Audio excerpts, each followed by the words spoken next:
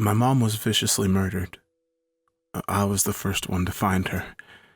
Those visions will never leave my mind. They'll always be there. And nothing I do can wipe them away. That was until the look-see entered my life a few weeks ago.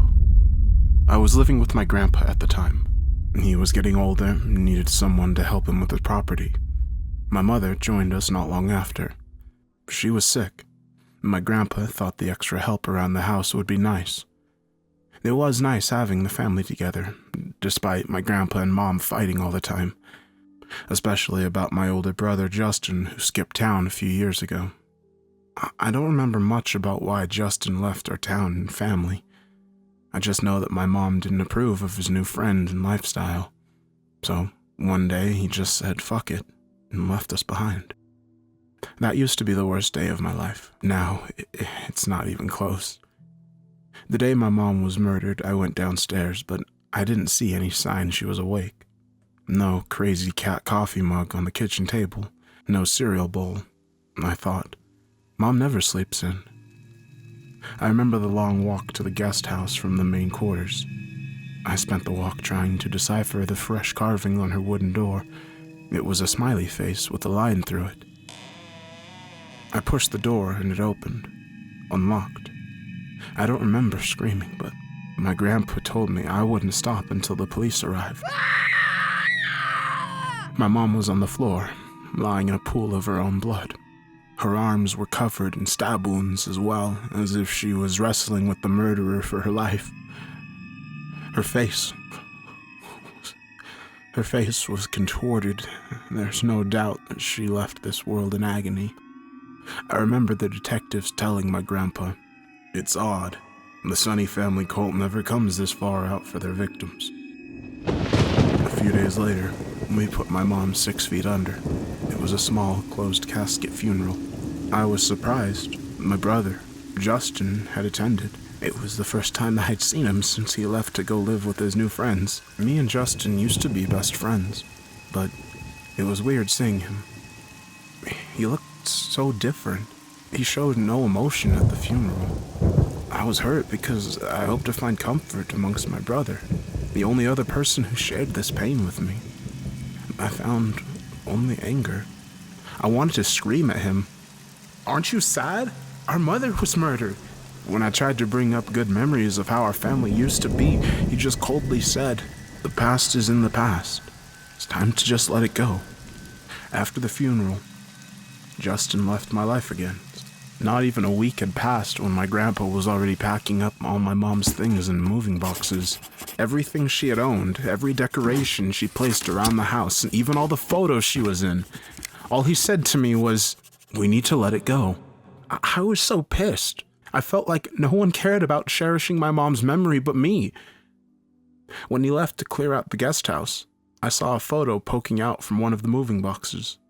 The photo was of my mom and I at a restaurant on one of her birthdays. She looked beautiful in her red dress, and I looked so happy sitting next to her in front of a large white cake. I slipped the photo of my mom and me into my pocket. I wasn't going to let it go. After my grandpa had tossed my mom's stuff, the house felt barren and empty. I didn't speak to him for weeks because I was so angry. However, every night before I would doze off to sleep, I would look at the photo of me and my mom. It would comfort me as my eyelids got heavier. But everything changed the night the look-see came to take a piece. I was falling asleep while looking at the photograph. That night, in my dreams, I was reliving the moment from the photograph. I muttered under my breath, "I miss you so much, Mom. Everyone wants me to let you go, but I can't." In my dream, my mom turned to me and smiled. "I miss you too, Ronnie." Her eyes turned completely black. Her skin got pale. She looked frightening, and her voice sounded ghastly as she screamed, "You need to let me go! Let's go!" My grandpa's voice snapped me from my dream. He was in a frenzy as he pulled me out of the bed and dragged me into the kitchen. I was preparing my tea when I found these in the drawer. My grandpa pulled out a pair of red fingerless gloves and laid them on the table. "Ronnie, I told you we needed to get rid of all of your mother's things and to forget about her. Otherwise, the look-see will come and take a piece, he said, his eyes filled with terror. The look-see? Yes. It's a monster who dwells on those who can't let go of grief. That's why I was trying to get rid of everything that reminds us of your mother, to protect us, Grandpa said. I pulled out the photograph that I had stolen from the packing boxes and handed it to my grandpa.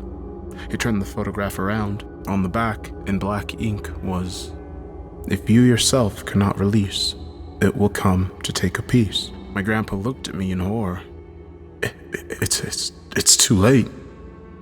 He's coming for you. That's when I saw it. My grandpa's night tea on the kitchen table. He was using the cup with the crazy cat on it. That's Mom's mug. I looked at my grandpa, and just then, I saw a man. No, not a man. A creature in a suit, with a hideous smile stuck with hellish teeth behind them. Before Grandpa could react, he was pulled by the creature into the dark living room. I heard Grandpa's blood-curdling screams as the creature ripped into his flesh with his long fingernails.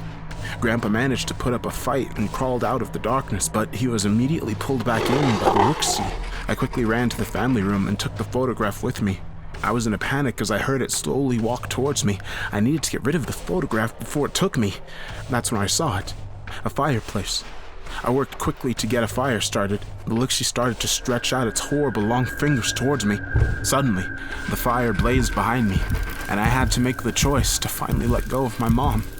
I can release. You will not take a piece. I dropped the photograph in, and it slowly caught fire. The look-see was still coming for me, arms outstretched and its mouth widening to show off its glistening teeth. I turned towards the fire and caught the last glimpse of the photo of my mother. I screamed. The look-see dug its fingers into my right eye. The pain was horrible. It turned its hand and scooped around in my eye socket like an ice cream man trying to get frozen over ice cream. The look-see slowly pulled its finger out of my socket. My right eye was pierced on its fingernail like a toothpick through an olive. The pain was unbearable as I fell to my knees. The look-see retreated as the last bit of my mother burned away. I woke in the hospital. I was told that the police have no idea what happened, but they're investigating the Sonny family cult, the same group of people they believe killed my mother. But I know it was the look-see. I still don't know what he or it is. All I know is that it was drawn to us. It was drawn to us by our inability to let go.